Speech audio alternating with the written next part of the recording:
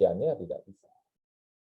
Itu juga mungkin yang terjadi ketika Aflif tadi, saya bertanya tadi ke beberapa dosen itu, Pak, untuk prakteknya saya tidak bisa memberikan contoh katanya. Jadi ranahnya masih ada kok bisnis seperti itu gitu, dan seperti dana talangan. Oke, terima kasih. Jadi mohon teman-teman nanti saya juga contoh realnya kalau ada nanti senior-senior atau teman-teman nanti ditempatkan di KPP Migas mungkin bisa jadi ya. Bisa jadi akan ketemu contoh bagaimana menghitung PPh final atas Afli dan tadi passing interest ini ya. Oke, ada komentar itu karena saya minggu lalu kan hutang. Itu jangan saya harus sampaikan gitu. Kadang-kadang memang ada semua bisa berikan contohnya ya. Karena tidak semua juga, itu kenapa saya sampaikan nanti teman-teman ketika diberikan penugasan pasti harus belajar. Bayangkan teman-teman yang di LTO misalkan, itu pintar-pintar semua, itu jago-jago semua pajak internasional, transfer pricing-nya. Ketika promosi ke daerah yang memang tidak ada lagi transfer pricing-nya, tidak ada lagi pajak internasionalnya, tapi berkutat di PP 23 itu berat juga gitu, bingung juga mereka kadang-kadang. Jadi jangan dikira PP 23 itu sulit juga gitu. Kenapa? Secara teori memang PP 23 teman-teman belajar, oh pajaknya 0,5%, betul. Pajaknya 0,5%, tapi pengalinya itu omsetnya berapa? Bagaimana menyadarkan orang untuk bayar 0,5%? Bagaimana menyadarkan orang untuk bisa membuat pencatatan, itu yang sulit. Makanya tantangannya kalau teman-teman kemarin yang saya bertemu di daerah gitu, dari LTO itu ya mereka harus mengatur strateginya. Termasuk pemeriksa juga sama. Kalau teman-teman di KPP khusus, Madya, itu lebih mudah. Kenapa? Karena akuntansinya, standar akuntansinya sudah berjalan. Bahkan laporan keuangannya sudah diaudit. Tidak pernah kita ragu saldo banknya benar apa tidak, tidak pernah kita ragu. Bank Mandiri misalkan teman-teman audit di PMB, perusahaan masuk bursa. Perlu nggak kita cek, Pak, ini saldo kas dan banknya cocok atau tidak? Ini saldo piutangnya cocok atau tidak dengan laporan atau detail ledger-nya dan lain sebagainya. Itu sudah diaudit. Secara sistem sudah diaudit, secara IT sudah diaudit.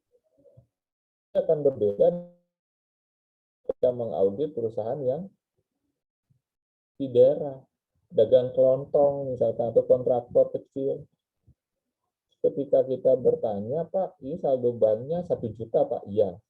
Ketika kita minta data ke PPAT ke BI, bisa jadi 1 miliar.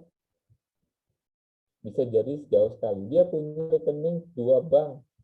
Iya, Pak, 2 bank saja, Bank A dan Bank B. Kita buka rekening ya, Pak? Ya, silahkan. Ketika buka rekening, 20. Ini masuk ranah pidana atau tidak? Nanti teman-teman belajar di pemeriksaan seperti itu. Belum lagi kewajiban withholding-nya. Teman-teman kalau nanti praktek PKL, tolong cek. Kalau di perusahaan sama, banyak sekali perusahaan yang melaporkan biaya gajinya sama. Misalkan dia bayar 10 orang, totalnya 100 juta, itu sama Januari sampai Desember. Tapi kalau di perusahaan-perusahaan yang sebenarnya, tidak mungkin mereka flat membayar gaji dan tunjangan pegawai sama. 10 orang 100 juta itu terus nggak mungkin. Karena apa? Karena di dalam imbalan yang dibayarkan kepada pegawai tetap itu ada tunjangan. Ada gaji pokok, ada tunjangan makan. Samalah dengan teman-teman yang di KPP. Ketika masuk, maka terlambat juga dipotong. Sehingga bendaharawan dalam 1 bulan tidak mungkin membayar dengan nominal yang sama.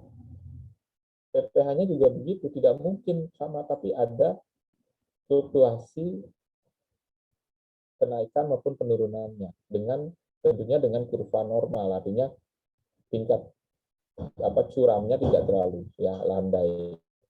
Mungkin saya dalam 1 bulan 20 hari kerja terlambat 1 kali, bulan depannya full, depannya lagi ada penugasan, tidak ada biaya makan, ada penugasan dan seterusnya. Jadi terus kondisinya. Makanya terkait transaksi pemotongan pemungutan itu teman-teman perhatikan. Dan tahun depan, benar ya, tahun depan teman-teman PKL ya, benar ya? Ya, dari sekarang sudah membuat list. Karena saya mengampu ke pemotongan pemungutan, silakan buat list. Seperti tadi, Pak, nanti kalau PKL saya tanya nih, pernah nggak di KPP ada kasus pemotongan pajak final atau pemajakan final terkait dengan tadi asli? Boleh. Bagaimana ya besok kalau ada nggak perusahaan kalau ngitung THR-nya, dia ngawasinya bagaimana? Cek. Makanya saya selalu, tapi tidak ada yang menurut saya teman-teman yang mempersiapkan itu. Sehingga waktu PKL kosong, kita tanpa persiapan, hanya menunggu dari KPP itu tidak optimal. Ya, apapun sekarang tadi teman-teman belajar apa? Akuntansi menengah belajar ya. Apa yang teman-teman kaitkan dengan teori perpajakan? Belajar ngitung inventory nggak?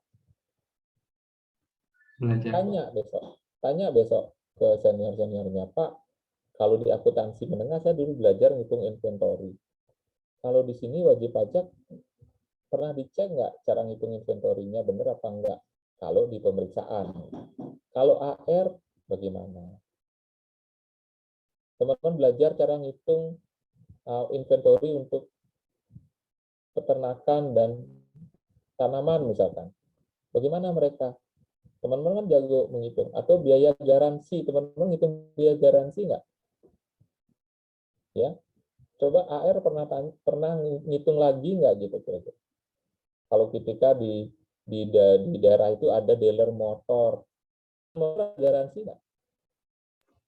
Teman-teman nih beli motor ada garansi nggak? Ada. Apa bentuknya?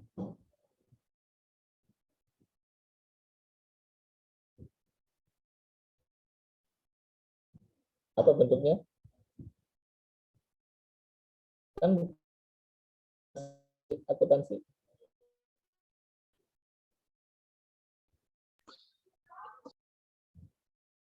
Apa bentuknya? Teman-teman kan nanti ngaudit nih, ngaudit ada dealer motor, pasti setiap daerah ada dealer motornya. Dealer motor kalau beli motor baru 1 tahun ada ganti oli gratis, satu servis gratis gitu nggak? Apa namanya? Garansi apa itu? Bonus atau apa namanya itu? Garansi sih Pak. Apa namanya? Garansi ya? Itu masuk Servis. servis gratis itu masuk garansi ya? Iya Pak. Saya ketika misalkan pernah gitu beberapa kali ngecek dealer itu tidak ada tuh biaya garansi yang kita pelajari di akuntansi. Kan itu kita tanya, Pak, dulu saya belajar akuntansi, ada namanya biaya garansi. Bapak gimana caranya mencatat? Kalau dia tidak catat, ya berarti secara akuntansi sudah salah. Nah, nanti teman-teman karena PKL tanya AR-nya, Mas, atau Kak, ada nggak di sini dealer? Oke, dulu waktu belajar akuntansi kita namanya biaya garansi. Biaya garansi itu kalau cadangannya, ada cadangannya nggak? Kalau Iya, misalkan cadangan. ada ya? Ada nggak cadangan? Saya lupa. Misalkan beli motor nanti gratis garansi ganti oli dan servis 1 tahun atau berapa ribu kilo gitu, 5.000 kilo misalkan, mana yang lebih dahulu gitu. Kalau dia jual motornya di Desember, gimana nyatetnya? Itu yang nyatet produsen atau dealer gitu kira-kira. Kemarin teman-teman belajar kan, yang nyatet itu siapa, produsen atau dealer?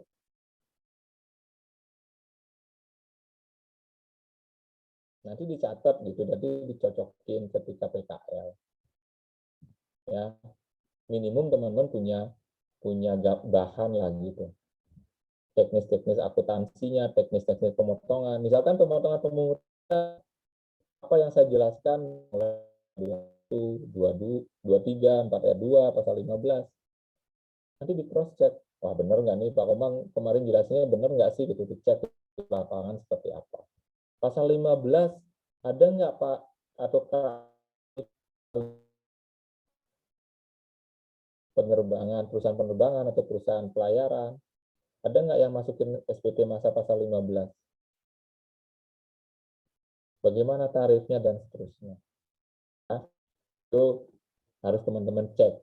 Jadi PKL kalau mau optimal dari sekarang, sehingga setelah PKL teman-teman punya tambahan, bisa membandingkan apa yang dipelajari dan yang dilakukan gitu. Ya. Oke, hari ini kita membahas PPh pasal 22. Tentunya teman-teman sudah membaca dong PPh pasal 22. Benar ya, hari ini kita bahas pasal 22 ya. Iya. Nah, ini penyusun sudah ngingetin gitu. Ini adalah bagian terakhir dari materinya. Jadi hari ini dan nanti Kamis teman-teman akan kita bahas pasal 22 gitu kira-kira, sambil kita juga review. Ya. Berarti ini kewajiban pemotongan pemungutan selain pasal 21 gitu kira-kira. Ya. Nah, di pasal 22 ini tentunya ini merupakan pajak yang harus dipungut atau dipotong karena transaksi atau lawan transaksinya lebih banyak untuk mengawasi gitu kira-kira latar belakangnya ya teman-teman. Kenapa bendaharawan pemerintah diminta, untuk badan-badan tertentu juga diminta. Ya ada yang nanti dipungut atau dipotong pasal 22. Kenapa demikian? Karena tadi banyak pertimbangan, baik itu dari sisi lalu lintas barang kalau terkait impor dan ekspor, tentunya dari sisi kesederhanaan. Jadi pasal 22 ini oleh karena itu berbeda dengan yang lain. Kalau pasal 22 itu selain dari sisi uang keluar, ada juga kewajiban memungut dari sisi uang masuk, benar nggak? Contohnya apa? Pasal 22 dari sisi uang masuk. Penjualan, Pak. Apa? Jadi Penjualan. ketika, sorry, tidak jelas suaranya. Ketika penjualan, Pak. Ya, betul, ketika penjualan. Penjualan apa kira-kira?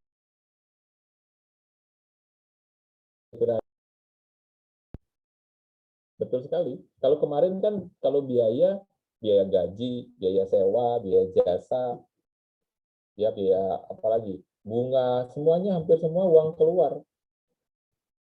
Di pasal 21 uang keluar. Tidak mungkin uang masuk dipotong pasal 21. Tapi uang keluar bagi pemberi kerjanya, bagi perusahaannya. Begitu juga pasal 23, bayar royalti. Bayar bahasanya semua, bayar sewa, bayar bunga, bayar penghargaan, bayar hadiah, semua. Part E2 juga begitu. Kalau pasal 22 ada pasal apa? Nanti kita lihat. Atau ada yang sudah membaca, silakan. Motor, Pak, terkait penjualan motor mungkin. Oke. Penjualan terkait usaha-usaha tertentu, Pak. Oke, ke usaha tertentu, apalagi Penjualan BBM, BBM, emas, dan bahan bakar gas. bakar gas, PBG. Nah itu tadi bagus sekali gitu kira-kira. Teman-teman ketika sudah membaca, artinya di pikirannya tuh oke, berarti pasal 22 ini bisa muncul kapanpun tergantung bisnisnya. Tadi sudah disinggung bagaimana ketika jual motor, katanya barang tergolong mewah bahasanya. Berarti kalau barang yang mewah itu dipungut lagi. Kenapa dipungut? Kan kemarin ada juga bertanya, Pak, kenapa dipungut, Pak? Karena uangnya ditambahin, sama dengan PPN. PPN dipungut. Gampang banget kan? Kalau saya jualan 100, saya diminta untuk mengut PPN. Berarti saya minta uang dari rakyat atau dari masyarakat 100 ditambah 10%. Berarti 110%. Sekarang diminta juga memungut pasal 22, 5%. Berarti uang yang dibayarkan atau yang diterima oleh penjual itu 100% itu harga barangnya, 10% PPN, dan 5% ke pasal 22. Berarti ada 15% Pak unsur pajak di situ. Iya, yang harus dipungut. Berarti kalau pengusaha itu tidak memungut Pak, PPN tidak dipungut, PPh tidak dipungut, berarti dia menanggung 15% pokok pajaknya ditambah sanksi. Itu konsekuensinya. Tidak pernah pemerintah memberikan pengecualian. Misalkan teman-teman nanti membeli barang tergolong mewah. Pak, ini PPN-nya tidak dipungut karena terlalu mahal Pak harga kami, tidak ada cerita. Pak, pasal 22-nya tidak dipungut karena mengakibatkan harga mahal. Negara tidak akan mentolerir. Tetap akan diminta mana 15% tadi, 10% PPN dan 5% pasal 22 gitu. Lupa Pak, apalagi lupa. Negara akan tetap menagih. Jadi itu teman-teman nanti kita akan pelajari ya. Kita akan ulang ya, kalau yang sudah paham bagus sekali. Atau kalau sudah semua Pak, nggak perlu, saya sudah baca semua, bagus sekali, lebih bagus lagi. Ya, ini dasar hukumnya, pasal 22. Nah, di sini yang pertama, terkait dengan pasal 22 impor. Teman-teman, kalau ditanya siapa yang memungut pasal 22 impor gitu, sudah baca belum? Bea cukai, Pak. Bea cukai, ya, benar sekali. Yang memungut bea cukai. Sehingga di masyarakat pun kadang-kadang ada yang keliru. Siapa yang wajib menyampaikan SPT masa pasal 22?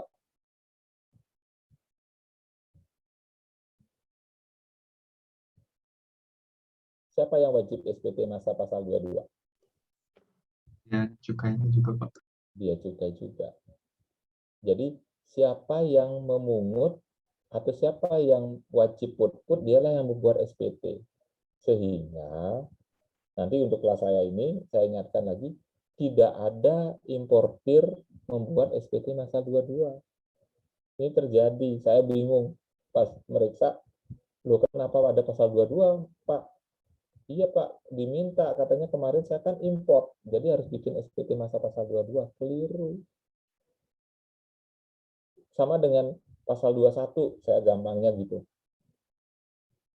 Teman-teman jadi pegawai karyawan dipotong pasal 21, apakah pegawainya buat SPT masa pasal 21 enggak? Padanannya begitu. Jadi nanti ya, sebelum saya lupa, karena ini kadang-kadang saya merasa apa ya, merasa perlu saja gitu kira-kira ketika teman-teman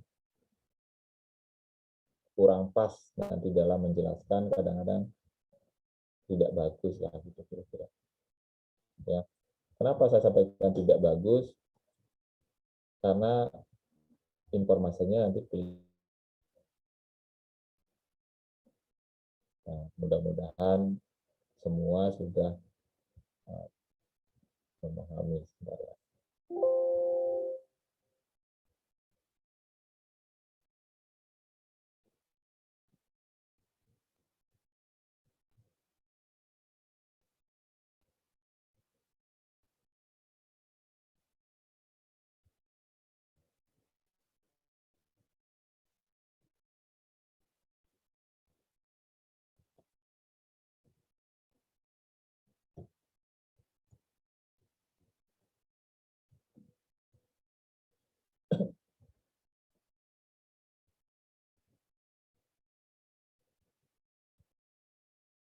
Ya. Nah, saya mau sampaikan begini, bahwa di sini ada kewajiban pemotongan dan pemungutan, gitu kan. Yang pertama, misalkan ada konteks PTA membayar gaji dan tunjangan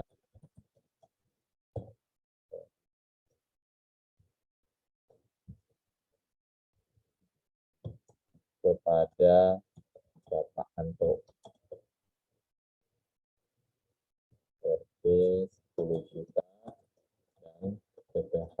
21 yang dipotong adalah 500.000 misalnya.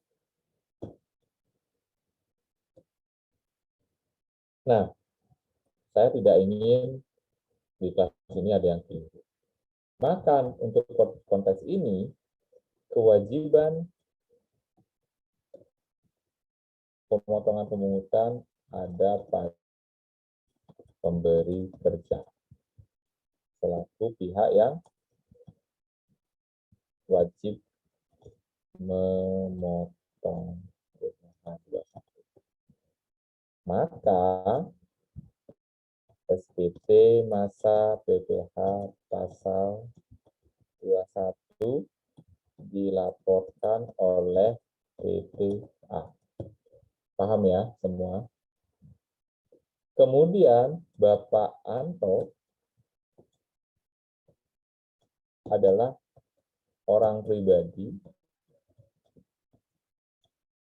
yang dipotong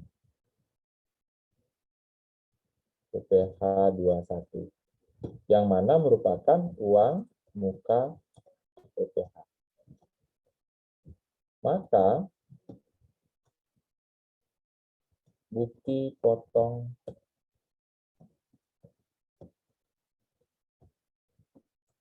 kreditkan pada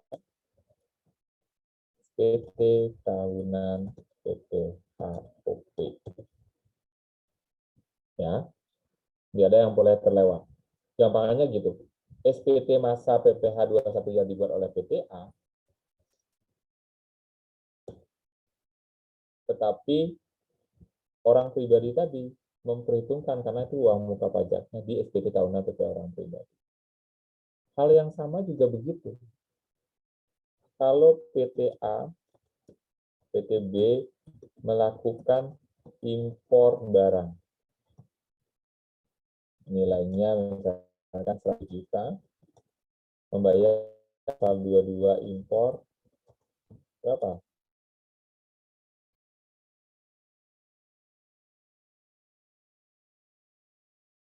Maka hal yang sama terjadi. Kewajiban put-putnya itu ada di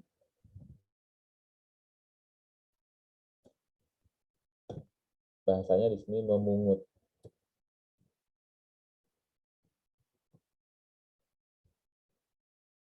Memungutnya kemudian ada pada bea cukai. Maka harusnya yang menyampaikan SPT-nya adalah DJPJ. Pasal 22. Sedangkan PTB sebagai importir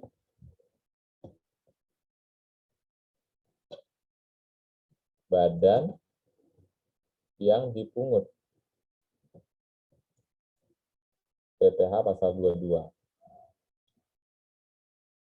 Maka dia akan klaim pada SPT tahunan PPh badan. Jadi mohon sekali lagi semuanya harus bisa membedakan siapa yang dipungut, siapa yang memungut. Oke. Saya sangat-sangat bertanggung jawab gitu kira-kira sebagai rekan di kantor pajak ketika ada PTB membuat SPT masa pasal 22. Waduh, saya kan kaget. Pak, kenapa membuat SPT masa pasal 22, Pak? Oh iya, Pak, kemarin saya kan import barang. Kata siapa Bapak import barang harus membuat SPT masa pasal 22? Ya kemarin, Pak, saya sudah tanya, harus melaporkan SSP-nya itu di SPT masa itu yang keliru. Nah, saya sebagai pemeriksanya bingung. Karena apa? Kan harusnya di sini misalkan objeknya 100 juta, PPh yang disetor 2,5. Ini kan tidak ada SPT pasal 22-nya. Kenapa? Karena yang 2,5 juta itu diklaim di SPT tahunan sebagai kredit pajak. Maka saya harus batalkan ini, artinya harus koreksi negatif, kemudian saya jelaskan bahwa tidak ada kewajiban pasal 22 di situ. Ya, itu yang menurut saya yang harus kita nanti teman-teman harus ingat gitu kira-kira. Malu bukan apa-apa, malu kalau kita tidak keliru pemahamannya bagaimana nanti. Ya, itu yang terkait pasal 22. Yang lain saya tidak pernah, kalau 23 itu belum pernah saya ketemukan yang keliru. Tapi untuk pasal 22 akhirnya harus berpikir keras gitu, bagaimana caranya menjelaskan ke wajib pajak supaya tidak menjatuhkan juga gitu. Oh Pak, mungkin ada yang terlewat. Oh Pak, sebelumnya sebenarnya ini yang dimaksud dan lain sebagainya. Jadi harus dicari kalimat yang tepat. Gitu. Silakan sampai di situ konsep memotong dan dipotong atau memungut dan dipungut. Silakan ada komentar.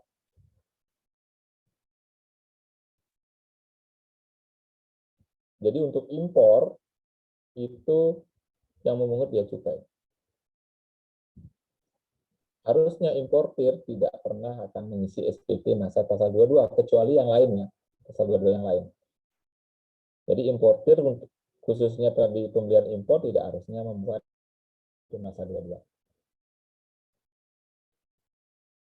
Silakan kalau ada komentar.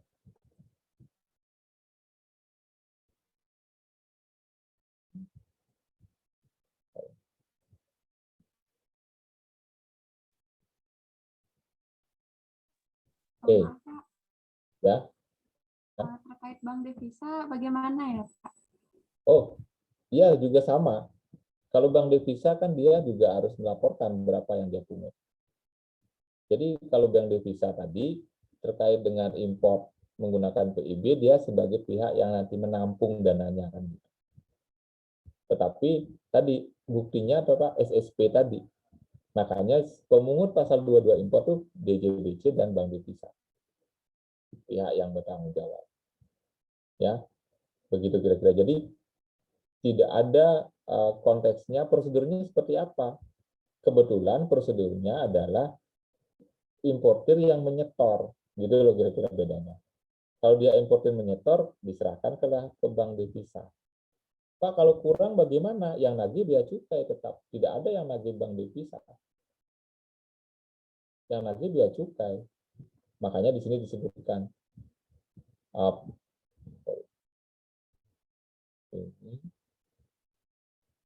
ya. Makanya kalau dalam konteks impor, nanti misalkan bisa jadi ada kurang bayar. Harga barangnya 100.000 tadi menurut importir, menurut bea cukai 1 juta gitu kira-kira. Kenapa? Klasifikasi barangnya berbeda. Nah, importir sudah menyetor nih ke bank devisa. Saya sudah setor, Pak. Sebagai pihak yang tadi melakukan pemungutan atas impor. Kurang, namanya notul, namanya kurang bayarnya. Maka yang menerbitkan siapa? Dia cukai. Tidak ada yang menerbitkan bank devisa. Jadi bank devisa sebagai mitra untuk mengkolek, untuk mengumpulkan dia apa namanya PPh pasal 22 impor dan kewajiban impor lainnya. Tetapi kalau terjadi kurang, dia cukai lah yang melakukan atau meminta kembali. Itu bukan bank devisa. Jadi bank devisa kalau menurut saya hanya sebagai perantara saja, ya. Karena dia dilibatkan dalam proses menyusun melakukan kelengkapan terkait atau mengontrol kebenaran dari penyetoran pasal 22 impor. Itu kira-kira. Jadi kalau ada yang kurang di situ, nggak bisa. Begitu juga kalau Pak, pajak atas ekspor bagaimana Pak? Dia cukai juga nanti yang mengawasi. Tapi kalau pajak atas ekspor, ada di satu sisi self-assessment dari eksportirnya nanti. Karena eksportir wajib menyetor gitu. Berbeda dengan impor. Ya kalau impor dia menyetor tetapi bukan kewajibannya dia. Itu kenapa dia mengkreditkan. Mudah-mudahan bisa dapat bedanya. Jadi bank devisa dan bea cukai betul diberikan kewenangan untuk tadi memungut pasal 22, tetapi kekurangannya belum pernah saya melihat dari bank devisa nanti dia akan meminta gitu kekurangan dari pasal 22 atas impor ini, itu belum pernah. Silakan. Mudah-mudahan jelas ya. Izin Pak, Ya, silakan. Berarti untuk ekspor itu dia pemotongan ya Pak, bukan pemungutan. Atau Kalau pemungutan ekspor, juga. kalau ekspor kalau menurut saya itulah apa ya? Karena dia tidak diklaim gitu kira-kira nanti. Ya ekspor itu lebih ke arah pajak ekspor. Bahasanya apa ya? Pemotongan ya. Karena dia nak bayar gitu loh. Kalau pemotongan kan berkurang. Kalau saya cenderung ke pemungutan gitu kalau ekspor. Nanti kita lihat pemotongan ya. Pemotongan itu atas penjualan pembelian bahan dalam bidang peternakan, perkebunan kepada oleh industri atau eksportir. Ya, nanti kalau bicara pemotongan kan nanti kenapa saya di sini menggunakan istilah dipungut dulu. Jadi dia dipungut itu artinya nambah, uangnya nambah. Ya, bea cukai nambah nih. Sama dengan PPN dipungut bea cukai atas impor. Jadi nilai importnya, uang untuk membeli barangnya, kemudian dinambah lagi uang untuk bayar PPN impor, nambah lagi uang untuk bayar pasal 22 impor. Itu kira-kira. Berarti PPh 22 ekspor itu tidak bisa dikreditkan oleh eksportir Pak ya? Sepertinya tidak dia. Nanti kita lihat. Sepertinya itu ada finalnya, saya lupa ya. Nanti kita lihat. Atas dia tidak dikreditkan kalau tidak salah. Saya lupa tuh. Nanti saya cek lagi atas ekspor. Karena kok ekspor komoditi itu ada yang final kalau tidak salah ya.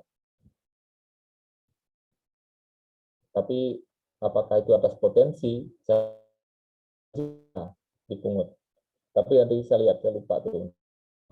Pasal 22. Itu ya. Untuk ekspor ya, sebentar lagi. Komoditi ke ekspor yang lain. Yang ada yang final kayak pasal kayak BBM kan final dia. Ya, ada yang final, ada juga non final gitu. Nah, itu kenapa kalau tidak sering kita kadang-kadang lupa ini pasal 22 yang mana nih gitu. Itu kenapa saya sampaikan hati-hati pasal 22 itu.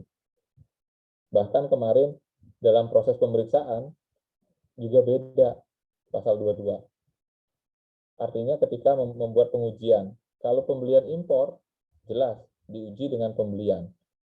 Kalau pasal 22 atas penjualan kebendaraan, diujinya kemana?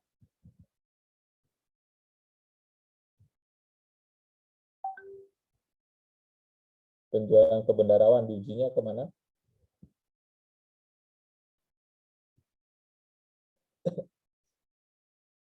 Ini yang kadang-kadang di dalam prakteknya begitu. Pemeriksa pajak, oke, ini ada pasal 22 Pak. Kita hitung balik, kita cocokkan dengan pembelian. Berbeda hasilnya. Loh, kok selisih ya Pak ya? Terus saya cek. Kebetulan buktinya sama-sama. SSP, benar nggak? Ya, jadi nanti teman-teman ini, mumpung ngomong pengkreditan ya, mumpung ngomong nanti tadi dipicu pengkreditan. Jadi nanti teman-teman kalau menjadi petugas pajak, kan tadi saya sampaikan pasal 22 dikreditkan di SPT tahunan, benar? Ya, jadi ada PTA pedagang barang elektronik, begitu. Memperhitungkan PPh pasal 22 di SPT tahunan. Misalkan 2020. Dia memperhitungkan PPh pasal 22 sebagai kredit pajak. Kemudian disebutkan di sini PPh pasal 22 impor pasal 22 gitu kira-kira mekanis status. Kemudian pasal 22 lagi ada.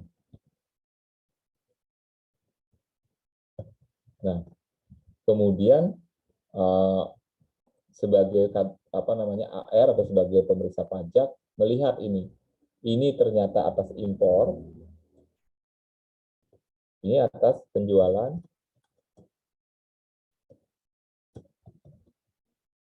ke bendahara pemerintah atau ke BUMN. Kan berbeda pengujiannya. Ya, karena sama-sama buktinya apa Pak? Sama-sama SSP dokumennya. Makanya ini pentingnya teman-teman nanti mengenal juga. Bukti pemungutannya apa sih? SSP ternyata. Maka teman-teman sudah belajar mungkin nanti analisis laporan keuangan, pemeriksaan nanti belajar. Maka untuk menguji kebenaran datanya ini dicocokkan dengan pemberitahuan impor barangnya. Dicocokkan lagi dengan nilai pembelian di harga pokok penjualan. Cocokkan ini. Teman-teman sudah belajar PPH kan? Di formulir 1771 lampiran 2 kan ada nilai pembelian di HPP-nya. Cocokkan dengan nilai pembelian menurut data importnya. Sedangkan kalau yang penjualan ke bendaharawan cocokkan dengan nilai penjualan ke bendahara atau ke BUMN. Itu perbedaannya. Jadi kalau misalkan teman-teman keliru nanti memahami, seolah-olah ini semua import, dicocokkan begini. Pak, dia bayar pasal 22 importnya 250.000 Pak. Berarti kalau ini dibagi 2,5 gitu kira-kira. Dibagi 2,5% Pak. Dia harusnya ini Pak nilai importnya gitu. 10 juta. Dia melaporkan importnya hanya, misalkan dilaporkan importnya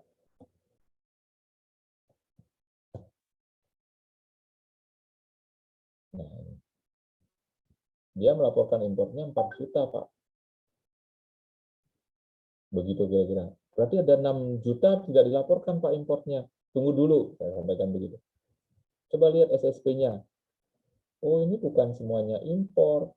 Ada yang penjualan. Nah itu berbeda pengujiannya. Gitu teman-teman maksud saya. Ya jadi hati-hati nanti.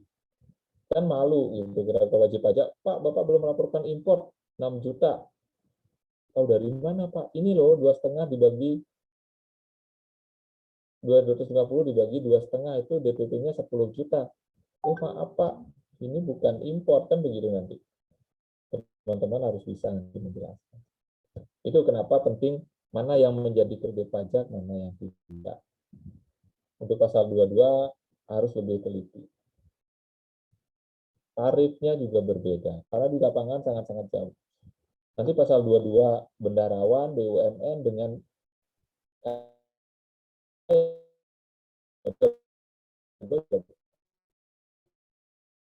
ada komentar. Itu terkait impor.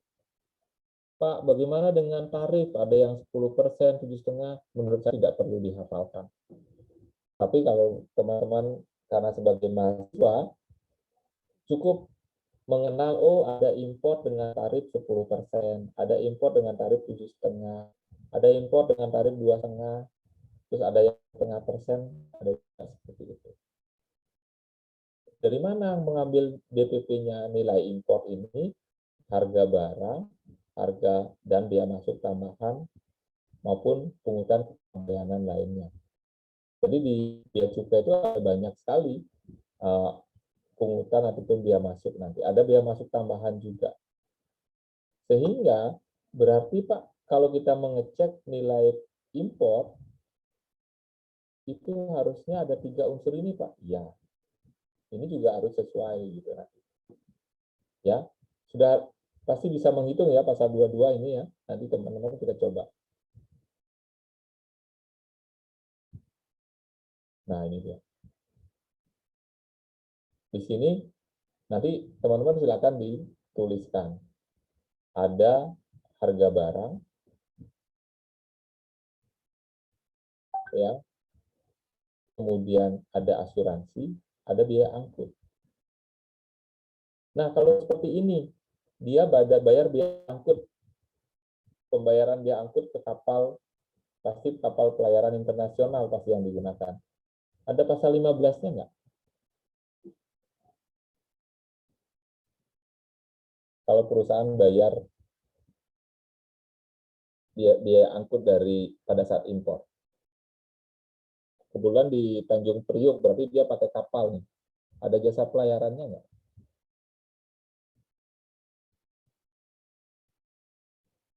Silakan. Kemarin kita sudah bahas.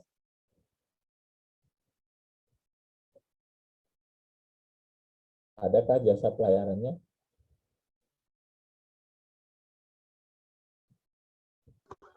Ada Pak, seharusnya Pak. Ada nggak?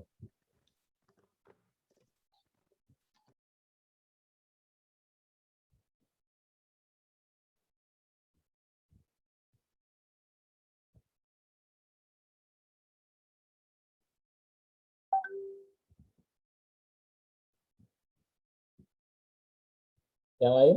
Ada pendapat?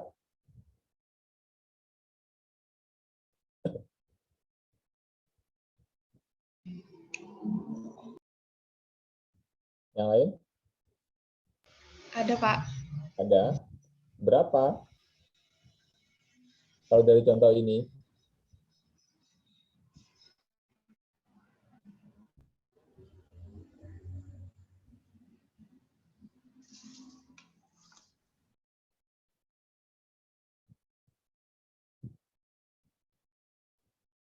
berapa kira-kira?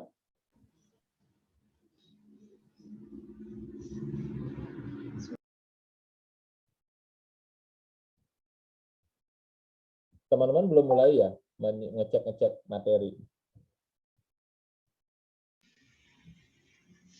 Final, Pak. 1,2%. 1,2%. Kenapa 1,2%? Tarif final, Pak. Ya, betul. Kenapa tarifnya? Kenapa nggak 2,64?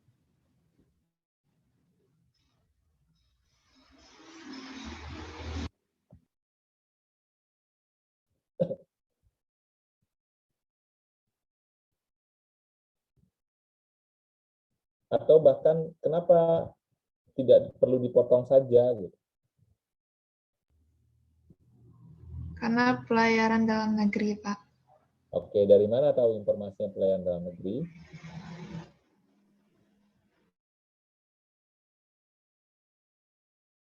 Cina ke Tanjung Priok, Pak. Dari Cina ke Tanjung Priok. Oke, ada yang lain? Itu dalam negeri. Iya. Oke, nggak masalah, benar kan. Yang penting teman-teman berpendapat. Berarti selama ini kalau dari Cina ke Indonesia bukan pelayaran internasional ya. Tergantung tujuannya. Kalau dari Tanjung Priok ke Cina seperti apa gitu. Nah, teman-teman kadang-kadang begitu saya juga dulu begitu. Ini pelayaran mudah. Setelah ada kasus, oh iya ya, seperti apa ya? Mengenai istilahnya yang dimaksud pelayaran internasional atau perusahaan, sebenarnya kan bukan pelayarannya yang dicek, perusahaannya yang dicek gitu. Di sini tidak ada Pak informasi ke perusahaan. Gitu. Siapa perusahaan pelayarannya? Apakah Ferry Indonesia atau Samudra Indonesia atau Ocean Pacific apapun namanya, itu tidak ada informasinya. Karena apa? Karena teman-teman di pasal 15 dinyatakan bahwa atas sewa charter jasa pelayaran kepada perusahaan dari luar negeri maupun dalam negeri, ya kan? Dari perusahaan luar negeri, sorry, itu ketika dia trayeknya adalah dari luar negeri ke Indonesia, dia tidak dipungut pasal 2, pasal 15. Nanti dicek kembali. Dikecualikan. Tapi yang dipungut apa Pak? Yang dipungut hanya dalam negeri, Indonesia ke Indonesia, Indonesia keluar Indonesia itu dipungut. Tapi kalau yang dari luar ke Indonesia benar, ada yang dipungut kalau dia perusahaan dalam negeri, betul sekali. Makanya tadi saya sampaikan, ada betulnya. Kalau tadi jawabannya 1,2 betul, karena apa? Karena dia perusahaan pelayaran dalam negeri. Jadi sudah betul ya tadi. Tapi kalau dia perusahaan pelayaran luar negeri, dikecualikan. Gitu. Nah itu caranya nanti teman-teman untuk menguji. Makanya atas impor, pasti biasanya umumnya menggunakan pelayaran luar negeri. Makanya tidak muncul pasal 15-nya. Oke, kita hitung. Nanti nilai impor tadi acuannya adalah, nilai impor itu adalah harga barang, cost, ada asuransinya, ada ongkos angkutnya. Coba kita lihat. Di sini teman-teman tuliskan harga barangnya, ya, ada asuransi, ada biaya angkutnya. Ya, kemudian ada biaya sewa gudang. Ada kursnya, coba kita lihat. Ini cara menghitungnya. Harga barang, kenapa 8.500? 8.000 ditambah asuransi 200 tambah ongkos angkut 300. Makanya 8.500. Dikalikan kursnya apa? Kurs KMK. Ya. Kemudian tambahkan dia masuk. Dia masuk dari mana? Dia masuk dari sini. Dia ditambahkan baru namanya nilai impor. Nilai impor baru dikalikan dengan tarif PPh-nya berapa. Nah, itu yang nanti tugasnya teman-teman untuk menghitung, mencoba ya pasal 22 atas impor. Silakan ada komentar.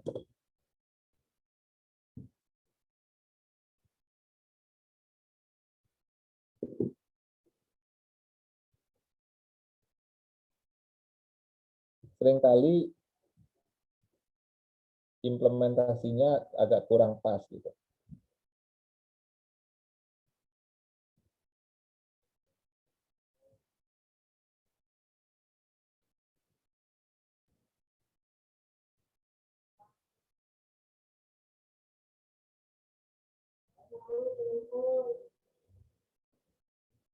Oke, sampai di sini bisa ya. Saya sangat-sangat berharap teman-teman nanti bukan menghitung PPh importnya sebenarnya yang saya khawatirkan. Ya, yang saya khawatirkan adalah berapa harga pokok penjualan yang dicatat oleh perusahaan ini atas pembelian impor. Berapa kira-kira? Berapa HPP yang dicatat oleh CV Indoniaga? Kan teman-teman sudah belajar akuntansi. Berapa kira-kira?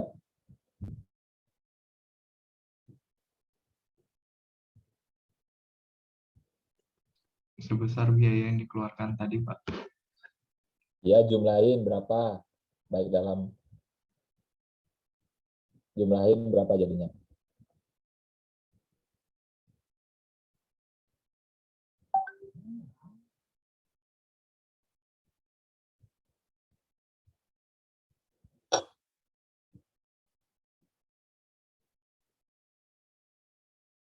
Karena ini terkait dengan nanti kadang-kadang saya sendiri pun, oh iya ya, lupa ya gitu kira-kira. Setelah belajar akuntansi lagi, wah iya kemarin lupa. Ya. Kasihan banget wajib pajaknya gitu. Dan itu saya khawatir wajib pajaknya sebenarnya menggerutu itu gimana sih ini Pak gitu. Karena ada yang bisa menjelaskan, ada juga yang tidak bisa menjelaskan, tapi bingung cari selisihnya gimana ya gitu. Berapa harga pokok penjualan atau pembelian yang harus dicatat oleh CV Indoniaga? 138.215.000, Pak. Berapa? 138.215. Ya, 215.000. Angkanya dapat dari mana? Dari tadi nilai impor terus ditambah juga sewa gedungnya, Pak. Oke, nilai importnya tadi berapa? Ini. Iya. Ditambah sewa gedung. Sewa gedungnya berapa? Tadi itu 50 dolar kali Kali berapa? 15.400. Berapa dapat angkanya? 50 dolar kali itu? 770.000. 700 70. ribu. Oke, 770, Pak. 770. Sepakat semuanya? Jadi 138 juta katanya, ini tinggal ditambahin nilai impornya, ditambahin 770.000 gitu kan kira-kira. Sepakat semuanya? Semangat, Pak. Sepakat, oke. Saya ingin pendapat yang beda. Saya tidak sepakat. Ada yang temenin saya nggak?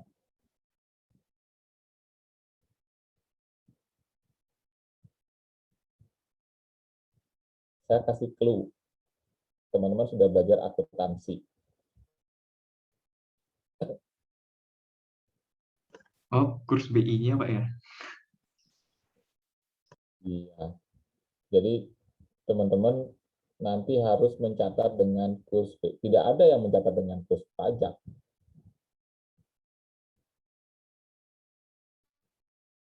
Ya, kurs transaksi, kurs BI gitu ya. Akuntansi kan tidak ada mengharuskan dengan kurs pajak. Kenapa dia tidak pakai kurs pajak, Pak? Kurs pajak itu berlaku 1 minggu, pusing mereka.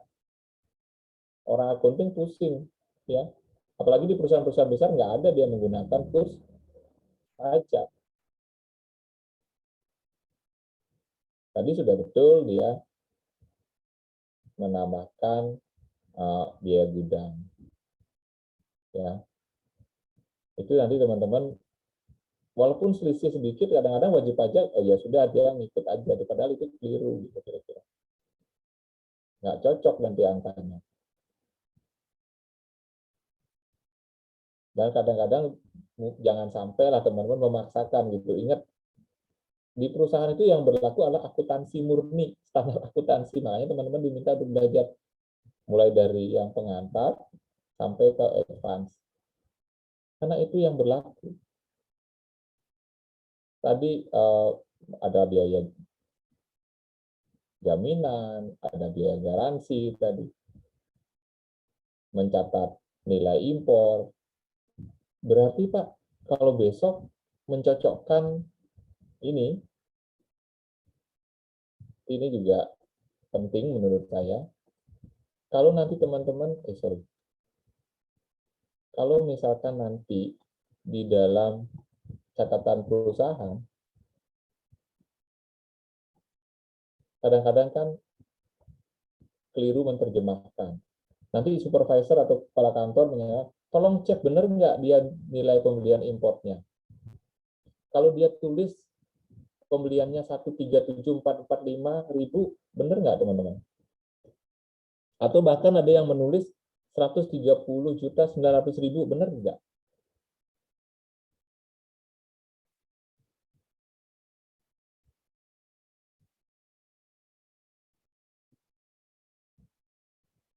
Jadi nanti ini agak sedikit menyimpang karena saya hanya teman-teman, mumpung nanti teman-teman masih ingat belajar akuntansi, ya.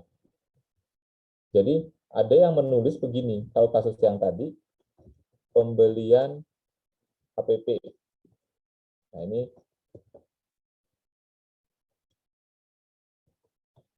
dia tulis, saya pakai angka besarnya saja ya, 130, kemudian biaya administrasi, di sini biaya masuk, dan sewa gudang. Nah, kalau begini secara akuntansi benar atau tidak? Sorry. Nah, bisa bulatkan saja. Totalnya sama. Tadi berapa? 138 ya. Oke. Jadi ini sini 1. Secara akuntansi benar nggak penyajiannya? Anggaplah ini udah kurs setengah BI. Tapi wajib pajak mencatatnya di harga pokoknya 130, biaya masuknya 7, sewa gudangnya 1. Jadi biayanya totalnya 138, benar nggak? Teman-teman belajar akuntansi.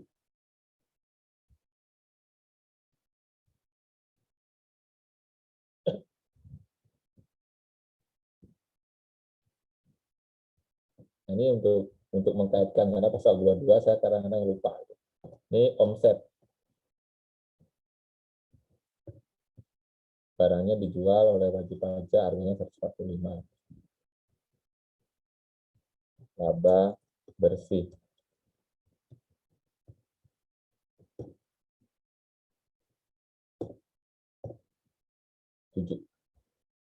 Atau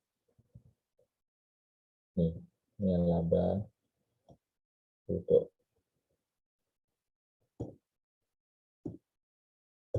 Atau dia harus mencatat begini. Ini alternatifnya.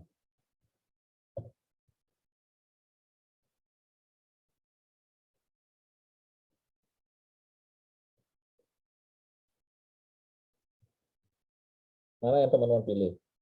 A atau B? Secara akuntansi.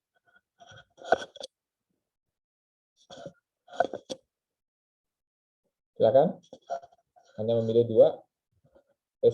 memilih satu dari dua. A atau B?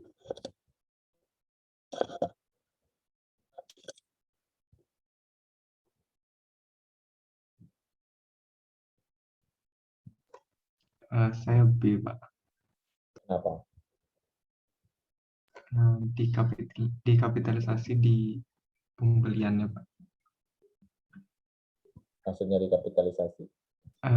Jadi setahu saya ketika membeli barang, biaya-biaya terkait barang tersebut dikapitalisasi ke harga barang tersebut. Ya, betul. Tapi A kan nggak masalah juga kan? Labanya sama.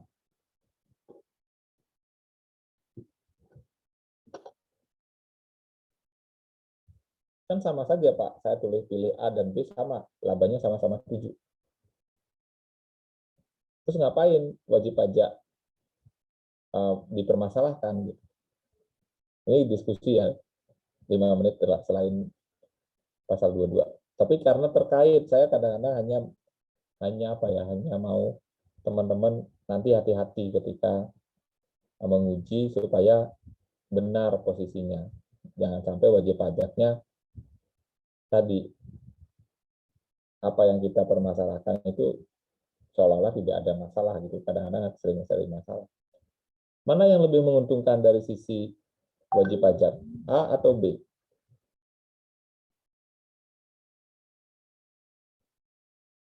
Tadi kalimatnya sudah bagus. Mana yang lebih menguntungkan wajib pajak? Skema A atau B?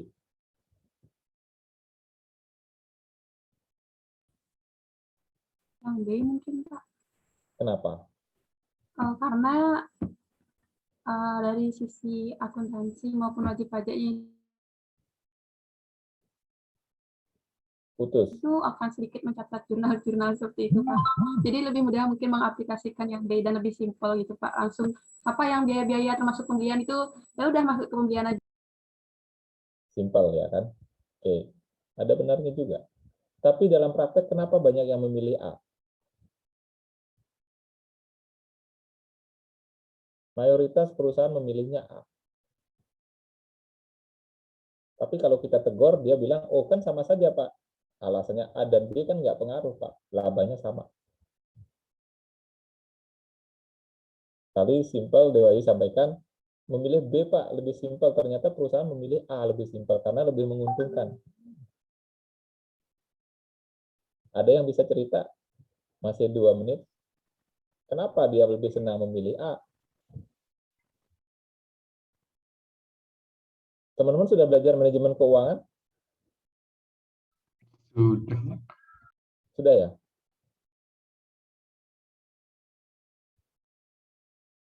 Halo, sudah belajar manajemen keuangan? Sekarang, Pak, semester Iya. ini. Oke, kan sudah mau ujian. Ada nggak di sini apa bedanya kira-kira? Nanti ya, teman-teman, mungkin sebagian sudah ada yang tahu juga. Pertama, betul tadi disampaikan, akuntansi mintanya ini. Karena semua pembelian yang berkaitan dengan barang tadi, di sini ada ongkos bongkar muat, ada sewa gudang, semua tumbukin di sini. Tetapi permasalahannya adalah ketika menguji, kantor pajak biasanya melihat, oh PPh pasal 22-nya berapa? Cari DPP-nya. Cek DPP-nya. Apakah sama? Kalau sama tidak mungkin, karena teman-teman tadi lihat, DPP-nya 137, di sini 138, ya nggak? Berarti harusnya pembelian dibanding dengan pasal 22, harusnya yang benar, DPP pasal 22 lebih kecil dibandingkan dengan pembelian, nilai pembelian. Itu yang benar. Jadi di sini DPP pasal 22-nya 137, nilai pembeliannya harus dicatat 138. Karena apa? Karena ada biaya yang lain. Kalau teman-teman lihat slide-nya, biaya 137 itu adalah barang sampai di pelabuhan. Terus bawa pelabuhan ke gudangnya pakai apa? Pasti ada biaya. Jadi nanti harusnya DPP pasal 22 harusnya lebih kecil ya. Atau nilai pembelian sebaliknya dibandingkan lebih kecil dibandingkan dengan nilai pembelian. Itu yang benar. Kalau sama saja sudah curiga kita. Karena dia barangnya baru sampai pelabuhan, masa langsung dijual, ambil di pelabuhan sendiri ya kan? Nggak mungkin. Karena ada biaya lagi. Itu yang pertama. Yang kedua, perusahaan lebih memilih ini yang A karena apa? Kalau teman-teman nanti bandingkan gross profit-nya, lihat nggak? Kalau teman-teman sebagai petugas pajak pasti ingin labanya kelihatan lebih tinggi, kan begitu. Jadi kalau dia ditanya, oh Bapak, untungnya Pak, lihat ini harga pokok kami Pak. Ini harga pokok kami sudah 15 Pak. 130. Laba kami sudah 15, hampir 10% Pak. Sudah cukup tinggi. Itu yang pertama. Yang kedua, ketika barangnya masih ada atau belum dijual ini barang, pembelian, kan masih ada inventory, ya nggak? Pasti ada persediaan akhir. Kalau dia tidak jualan, ini langsung masih 130, ini 0. Tetapi kalau dia pisah biaya masuknya, dia bisa mengakui rugi, ada biaya di sini. Karena apa? Biaya masuk ini kan dianggap biaya administrasi. Jadi curangnya di sini dia. Barangnya masih ada, dia udah bebankan biayanya. Padahal kalau di sini kan tidak bisa. Secara fiskal ini tidak bisa. Oke, jadi perusahaan itu akan memilih A. Karena dia bisa curi di sini, curi start biayanya dia. Nanti teman-teman harus hati-hati di situ. Dan sampai hari ini sepertinya masih banyak yang begitu. Alasannya dia kan sama saja Pak, tadi di sini laba 7, di sini 7, tapi dia ada punya agenda lain. Dia curi start biaya di sini, dia masuk dan biaya impor dan lain sebagainya, dia pasti taruh di sini. Dia tidak mungkin taruh di sini. Untuk apa tadi curi start? Oke, jadi teman-teman hati-hati di situ nanti. Itu kira-kira salah satu contoh saja implementasi nanti bagaimana teman-teman bahwa menguji terkait dengan import ya. Itu di manajemen, makanya nanti silakan diseriusi manajemen keuangannya, diseriusi nanti semester depan belajar analisis laporan keuangan supaya punya nanti bagaimana implementasi. Boleh juga nanti kalau PKL gimana Pak? Tanyakan itu. Kalau import bagaimana yang mencocokkannya? Nah, teman-teman sudah punya ilmu tapi jangan langsung Kak, ini yang benar, tidak. Hanya cukup teman-teman tahu implementasinya seperti apa, bandingkan dengan teori yang pelajari. Nanti lakukan dengan yang benar ketika teman-teman benar-benar sudah diberikan tugas. Jadi jangan sampai terjadi konflik dan lain sebagainya. Karena tidak semua kadang-kadang bisa menerima masukan. Ya. Jadi teman-teman sudah belajar akuntansi, oh begitu caranya, pegang itu, pelajari. Kalau yang lupa nggak apa-apa, belajar lagi nanti.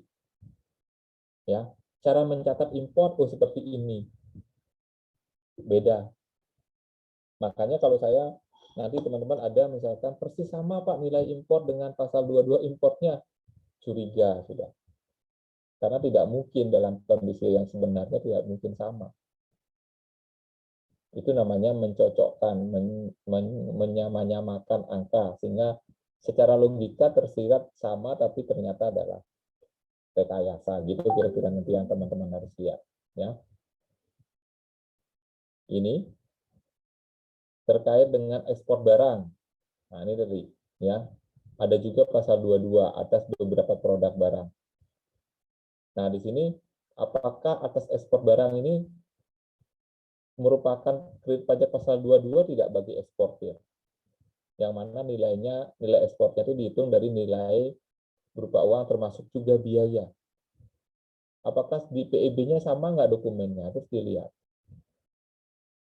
Juga sama, ini melibatkan bank devisa, biaya cukai. Tapi kalau yang mengawasi ya biaya cukai. Ya, 1,5% menurut saya sih mudah diingat. Ya, berarti pasal 22-nya nih hanya siapa? Hanya eksportir kalau begini melihatnya. Berarti dia tidak final. Nanti dicek lagi, harusnya tidak final. Karena apa? Karena setorannya dilakukan oleh eksportir. Bea cukai sebagai pihak yang melakukan pengawasan. Jadi begitu logika yang teman-teman harus nanti di dalam memahami perpajakan. Ini juga sama, ya, terkait ekspor. Ya, jadi ada beberapa produk-produk komoditas yang memang pada saat ekspornya dikenakan pajak. Kenapa tadi? Ya, ada pada saat menjual, ada pada saat membeli. Nah itu hati-hati. Harus dilakukan pemungutan ya oleh bea cukai. Berarti yang dipungut siapa? Eksportir, Pak. Berarti eksportir yang mengkreditkan. Gitu kira-kira logikanya. Tidak akan lepas itu nanti mekanismenya tadi. Ya.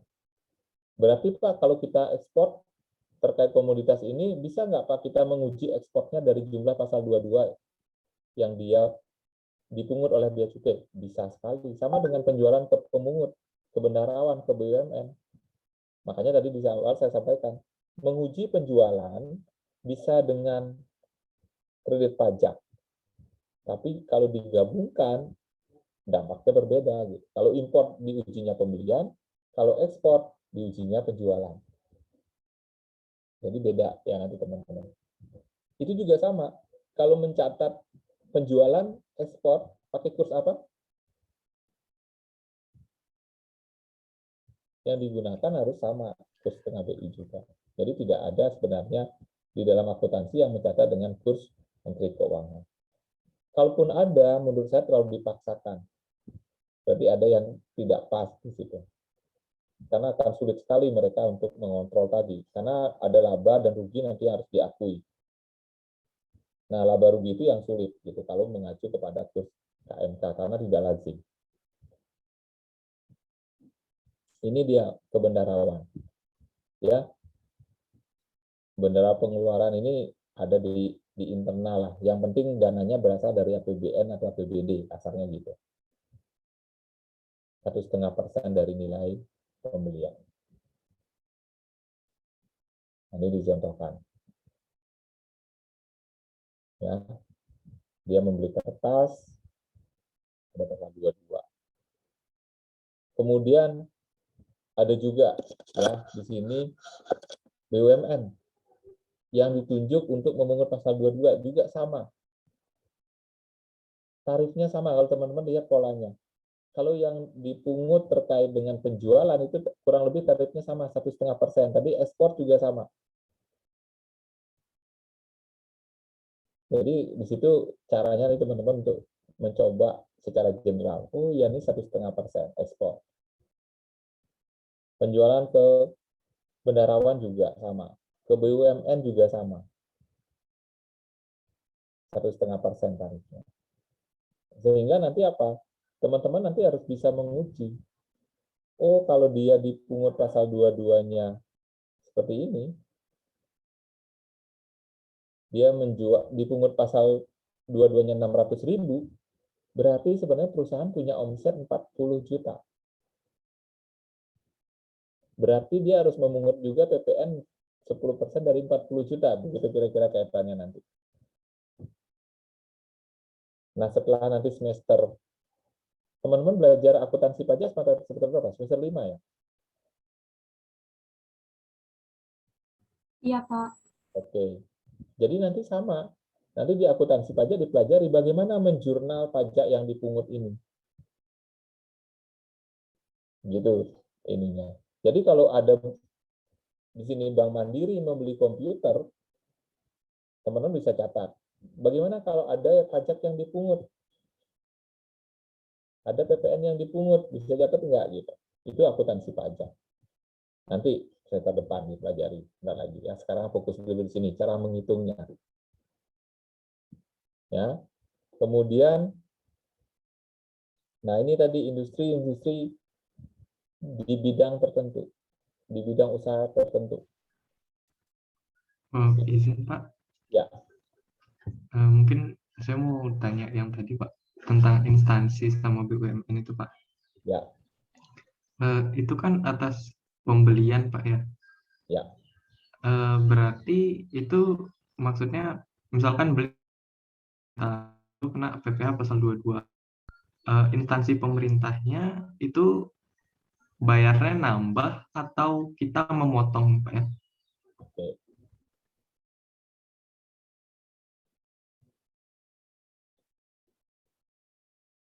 Bagus. Itu kadang-kadang tidak semua seolah-olah clear, misalkan gitu. Ini pakai aja Bank Mandiri sama ya. Tadi dia beli kertas. Ini penjual, ini pembeli. Kertasnya tadi berapa? Dia beli kertas, transaksinya nilai transaksi 40 juta. Maka CVA ini secara logika, maka dia akan menagih harga barang 40 juta. Ada PPN-nya, Pak.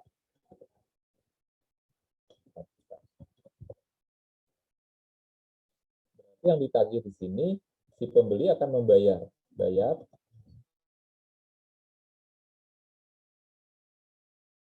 sama PPN, harusnya begitu.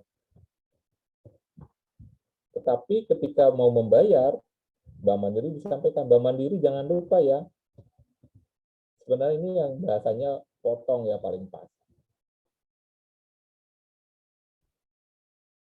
Ya, potong 1,5% ya, gitu.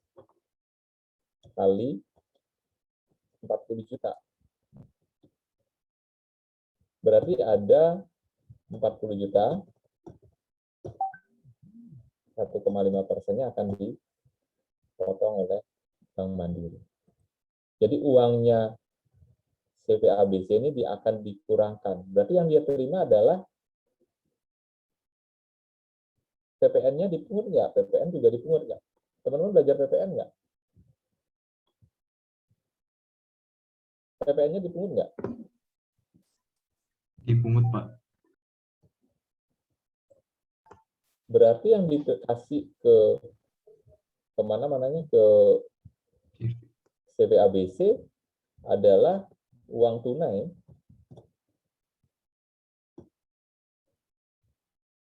40 juta dikurangi 600.000.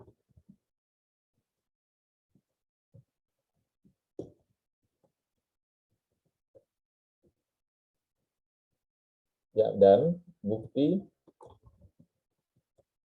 pungut PPh 22.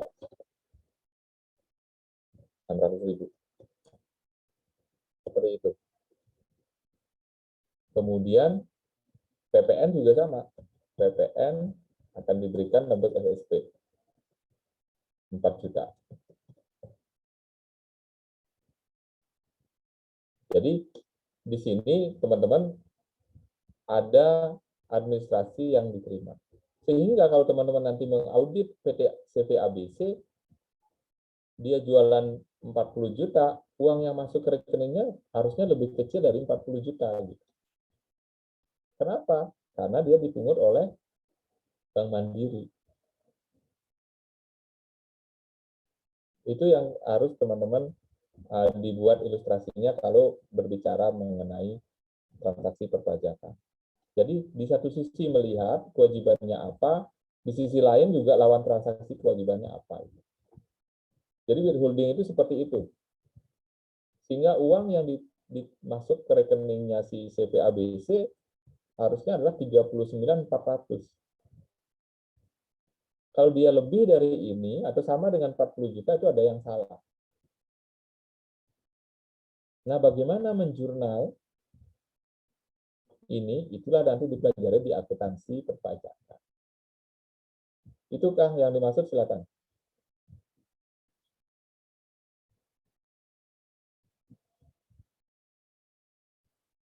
Ada yang ingin disampaikan, silakan.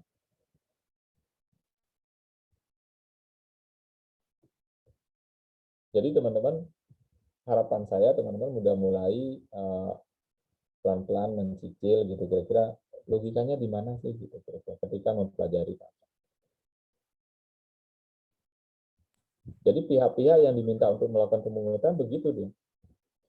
Namun harus diakui bahwa saking banyaknya transaksi, seringkali BUMN pun tidak mempunyai SDM yang cukup untuk melakukan administrasi perpajakan. Saya pernah bertemu misalkan salah satu BUMN, mereka sampaikan, Pak, mohon maaf, Pak, bisa Pak menyiapkan bukti pemotongan pasal 22-nya cukup banyak.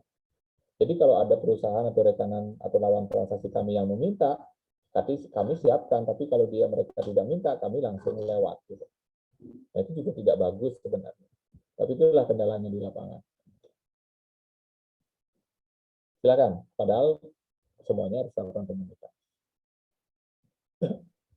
Izin bertanya, Pak. Silakan. Saya pernah menemukan soal itu, dia ada 3 kurs KMK, Pak. Nah, yang pertama itu waktu pembayaran, kurs kedua itu waktu setor PDRI, sama yang ketiga itu waktu penyampaian PIB. Itu kira-kira pakai yang kurs mana, Pak? Oke, Terima kasih. bagus sekali. Jadi, ya, pada saat teman-teman menghitung PPh, semuanya harus mengacu kepada kapan terhutangnya. Ya, kapan terhutang pasal 22? Sebenarnya kapan dia wajib menyetor pasal 22 gitu kasar. Dia membuat PIB belum tentu barangnya sampai. Ya, ketika barangnya sampai itulah muncul kewajiban dia untuk menyetor. Jadi kalau tadi dikasih tanggal berapa? Tanggal pembuatan PIB, terus tanggal apa lagi? Tanggal pembayaran, lalu setor PDRI sama penyampaian PIB. Setor PDRI, pajak dalam rangka impor, Pak. Oh, sorry. Pada impor dan pada saat terakhir tadi? Saat penyampaian PIB. Oke. Kalau saya memilih pada saat kelengkapannya harus lengkap, karena itu dia yang menentukan barangnya bisa keluar. Ya, jadi ketika dia membuat PIB ya boleh-boleh saja dia hari ini dia membuat PIB, belum tentu dibawa ke bea cukai. Tapi ketika nanti bea cukai, kalau tidak salah pada saat mengurus dokumen importnya dia harus setor dulu. Makanya ketika dia mau ngambil barangnya, mana dokumen importnya? Di situ sudah ada PIB, sudah ada SSP terkait pasal 22 import, PPN import, dan dia masuk sekaligus dia setor. Jadi kapan tanggal itu, itulah harusnya berlaku kurs KMK-nya. Karena bea cukai akan melihat. Kalau buat PIB kan belum tentu dia. Hari ini buat PIB berbeda nanti. Gitu kira-kira. Jadi saat terutangnya kapan? Gitu. Ada nggak di slide saya, ada nggak saat terutang PPh?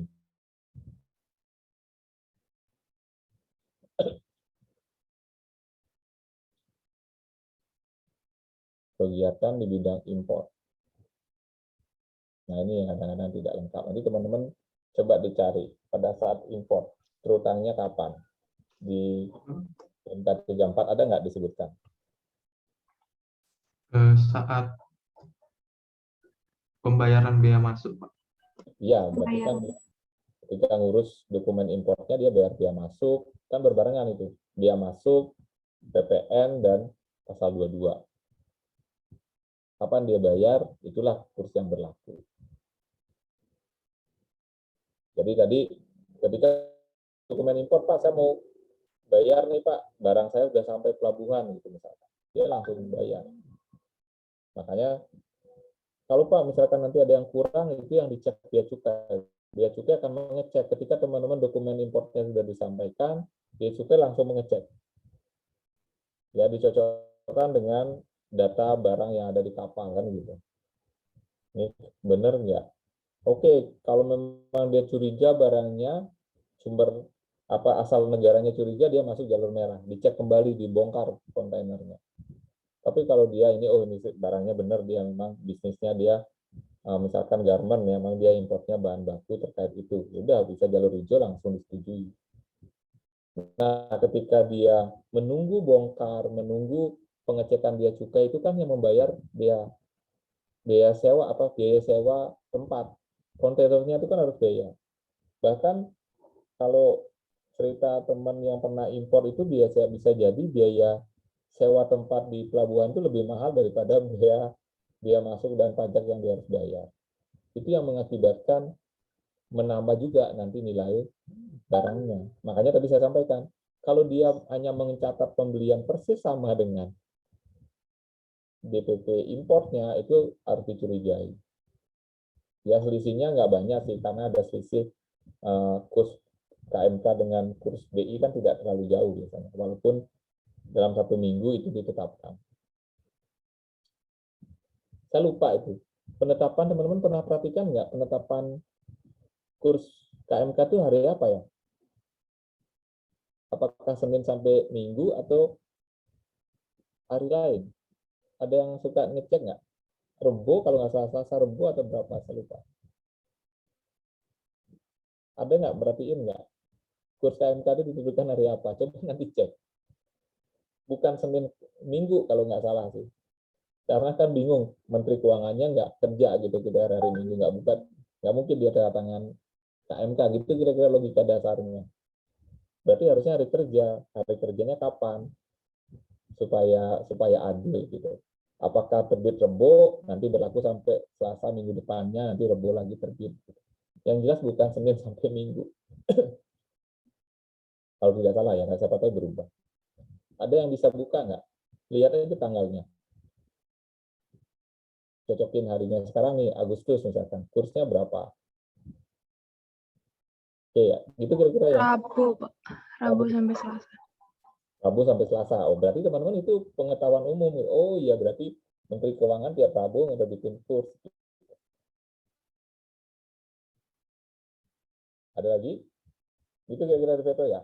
Jadi tanggalnya pada saat pembayaran tadi dibilang, pembayaran kewajiban importnya, dia masuk ya tadi dinyatakan. Itu yang menjadi dasar. Kursnya yang berlaku yang mana. Nah, itu bagus sekali teman-teman sudah detail berarti. Tidak hanya sekedar kadang-kadang, oke, sekedar tarifnya 2,5%, dia tidak memperhatikan kursnya yang mana ya, kan ada banyak tanggal. Begitu juga untuk pembelian oleh bendarawan, pakai tanggal kapan? Tanggal fakturnya. Teman-teman belajar nggak faktur pajak? Nanti, Belajar, Pak. kapan buat faktur pajak kalau jual ke bendarawan? Terutang, Pak. Pak, Saat tagih. penagihan.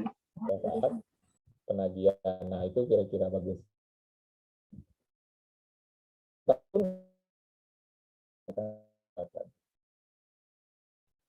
Nah, itu kenapa demikian? Itu menurut saya feeling itu yang harus teman-teman pengetahuan yang tidak boleh lupa.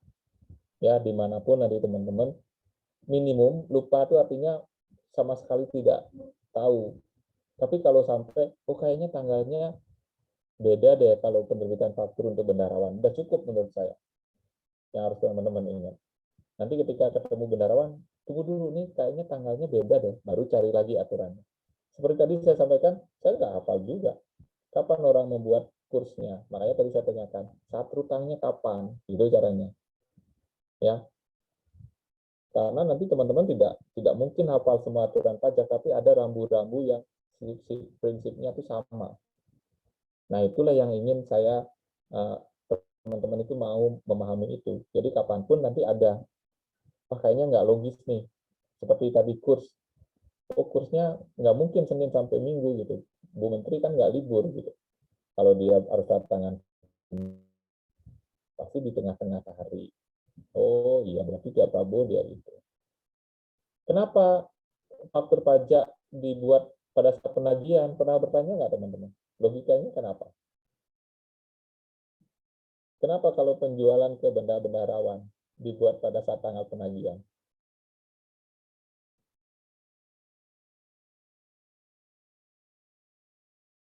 Karena itu terkait dengan kelengkapan administrasi pertanggungjawaban bendahara. Jadi bendaharawan pemerintah tidak boleh membayar tanpa ada kelengkapan administrasi. Makanya nanti di situ teman-teman juga begitu, ketika mengaudit perusahaan yang menjadi rekanan pemerintah harus tahu, ya harus tahu proses bisnisnya, kapan mereka menerbitkan faktur, kapan mereka menerima uangnya. Ini penting karena apa? Karena nanti petugas pajak tidak boleh melanggar itu. Kalau misalkan proyeknya di tahun 2021, kalau memang anggarannya harus cair di 2021, itu tidak mungkin pembayaran masuk di 2022, tidak mungkin. Karena tutup tahun anggarannya 31 Desember harus semua sudah cair uangnya. Berarti Pak, PPN-nya sudah semua harus dibayar. Benar sekali. Kecuali untuk proyek-proyek yang multi-year, yang beberapa tahun mungkin progresnya. Nah, itu kaitan-kaitan aspek perpajakannya. Makanya nanti teman-teman kalau memeriksa bendaharawan pemerintah atau memeriksa rekanan pemerintah itu ada karakter-karakter pajak yang teman-teman harus pahami. Ya, meriksa BUMN juga begitu. Pak, kan saya tidak memeriksa BUMN, kami memeriksa lawan transaksinya BUMN juga sama. Oke, itu kira-kira. Silakan ada komentar. Itu yang teman-teman harus coba dicoba direnungkan gitu supaya punya peta pemahaman yang kuat gitu nanti. Oke, pertama tadi sudah kurs yang dicatat di laporan keuangan akan dengan kurs di SPT PPN. Benar nggak? SPT PPN itu mengacu kepada kurs Menteri Keuangan. Di akuntansi mengacu kurs pada kurs tengah BI lah, gitu, kurs pasar.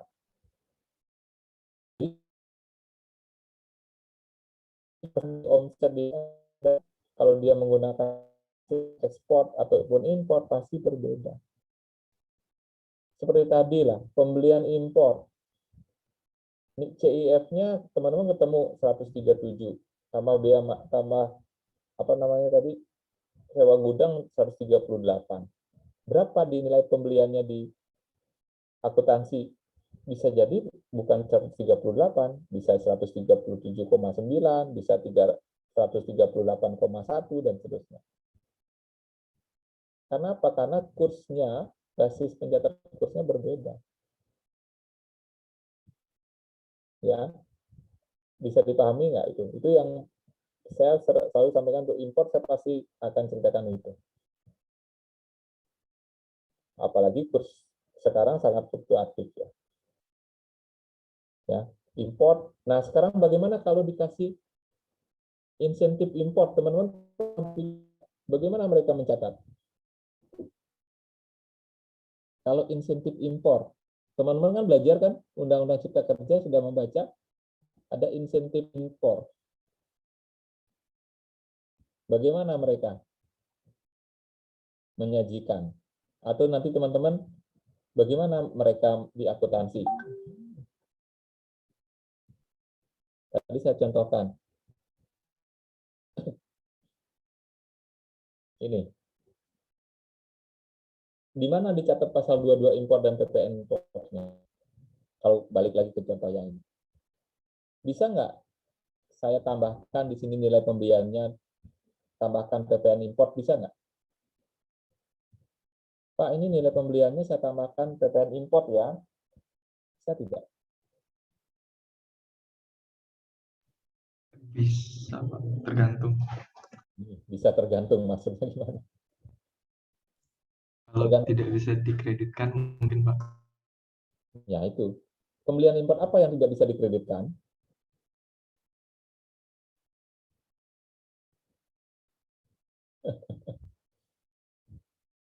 Nah itu nanti teman-teman sudah benar tadi pintu masuknya.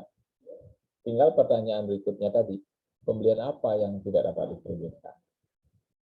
Ya, udah. Itu dulu pengantar dari saya. Nanti teman-teman coba begitu caranya belajar supaya apa? Supaya apa yang teman-teman sudah pelajari bisa dikait-kaitkan. Ya. Sehingga tidak lupa, oh ya ada batasannya. Atau paling gampang, apakah ini ada juga yang membaca, Pak, apakah setiap pembelian oleh BUMN atau bendaharawan harus dipungut pasal 22 tidak?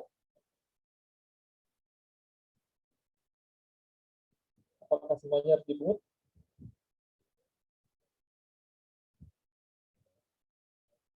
Siapa yang sudah membaca? 10 juta, Pak. Ada batasan, ya kan? Jadi setiap nanti teman-teman belajar pajak, pasti ada pengecualian.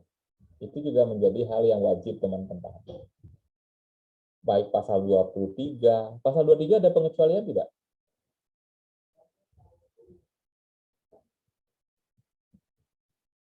Sempat baca nggak pengecualian PPh pasal 23? Tidak dipotong pasal 23.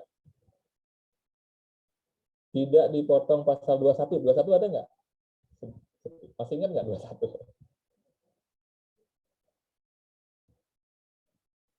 Bahasanya apa? Pengecualian atau bukan objek pasal 21 kan gitu. Iuran pensiun yang dibayar perusahaan. Itu kan kemarin. Tidak dipotong pasal 23, pembayaran bunga yang diterima oleh lembaga keuangan dan bank.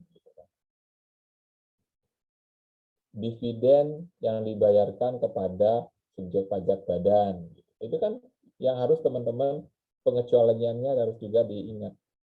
Dan pengecualian itu tidak banyak, ya nggak usah khawatir. Jadi sekali teman-teman membaca, gitu, oke ini dikenakan nih.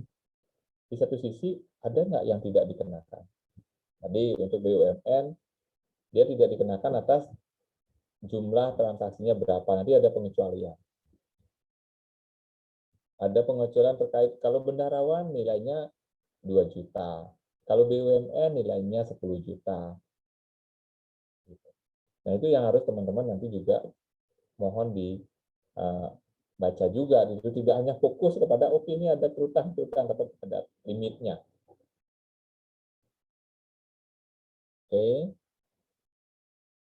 Ini sudah ya. Semen, kertas ini tarifnya beragam. Tidak perlu dihafalkan ya, teman-teman. Tetapi bagaimana oh ya ada beberapa industri yang memang pada saat menjualnya perlu. Kalau ini memotong apa memungut?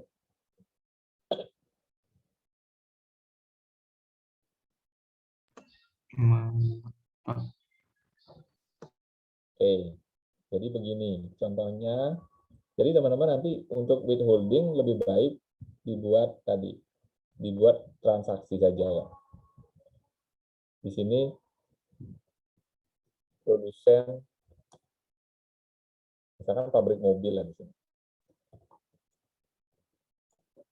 Ini dealernya.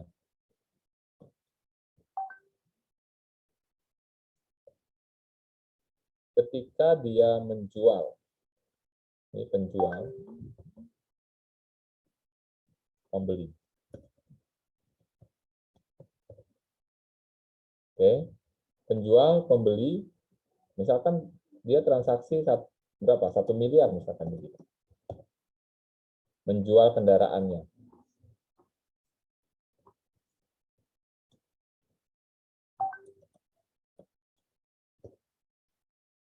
Kepada distributor, kan selaku distributor yang di sini. Kan bahasanya begitu. Kepada distributor. Maka di sini yang diminta adalah harga jual 1 miliar. Setelah itu ada PPN 10% dan ada pasal 22 0,45%. Berarti ini dipotong apa dipungut?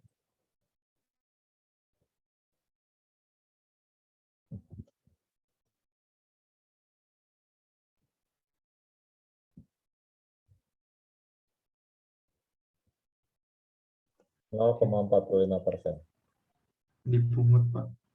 dipungut, ya. Sehingga itu kenapa teman-teman harus bisa, ya. Berarti istilahnya dia dipungut di sini.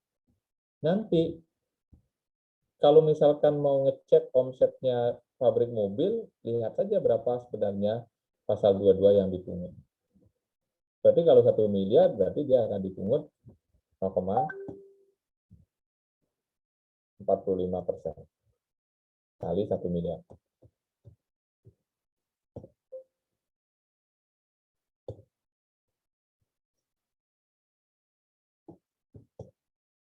Kurang lebih 4.500.000. Berarti kalau dari sisi dealer sebagai distributor, maka dia pembeliannya dia adalah 1 miliar, kredit pajak pasal 22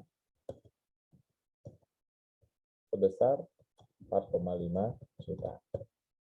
Jadi di sini nanti teman-teman cocokkan, ketika dia mengkreditkan 4,5 juta, oh berarti dia nilai pembeliannya 1 miliar. Tapi kembali lagi, apakah 1 miliar atau 1,1, 1,2 itu teman-teman kembalikan lagi, ada nggak biaya lain yang dikeluarkan? Jadi minimum nilai pembeliannya adalah 1 miliar, minimum di sini. Karena apa? Ini minimum. Karena apa? Karena teman-teman sudah belajar di akuntansi, ada biaya lainnya yang terkait langsung dengan pembelian tadi. Dia bisa biaya angkut, biaya bongkar, dan lain-lain. Ini yang, kalau misalkan mobil Pak, dia pakai truk untuk mengangkut dari Jawa ke Bali misalkan, kan berarti ada biaya angkut. Nah, biaya angkut itu kan harus ditambahkan kepada nilai pembelian. Ada biaya tadi, ada iuran mungkin atau apapun sumbangan terkait tadi di perjalanan. Nah, itulah yang harus teman-teman nanti harus perhatikan. Jadi, memahami transaksi ini, karena teman-teman adalah calon pegawai DJP harus dari dua sisi. Bagaimana kalau saya mengaudit pabriknya? Saya mengaudit pabrik mobilnya, yang saya perhatikan kewajiban pasal 22-nya. Kalau saya mengaudit dealernya, yang saya perhatikan adalah berapa kredit pajaknya begitu.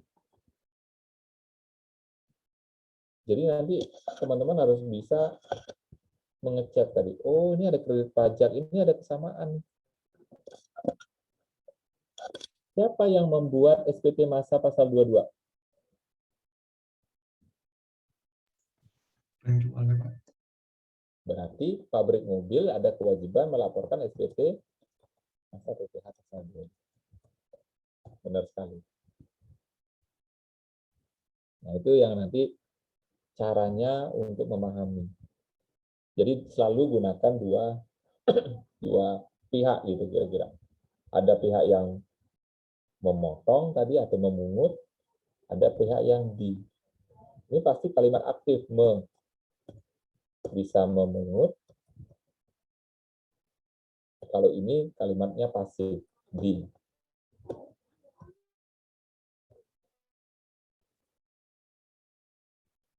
Ya, silakan ada komentar.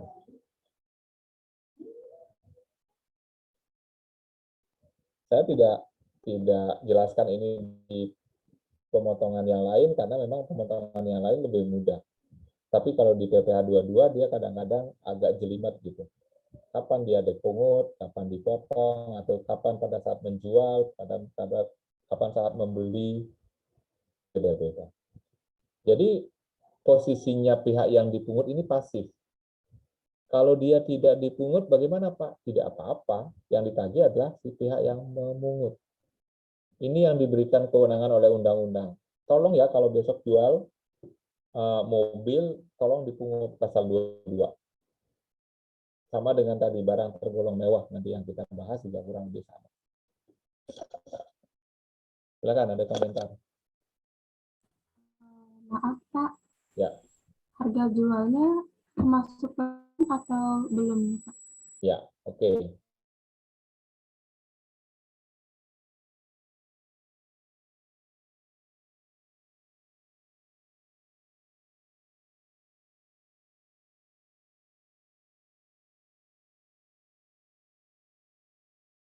Pasti di luar PPh dan PPN.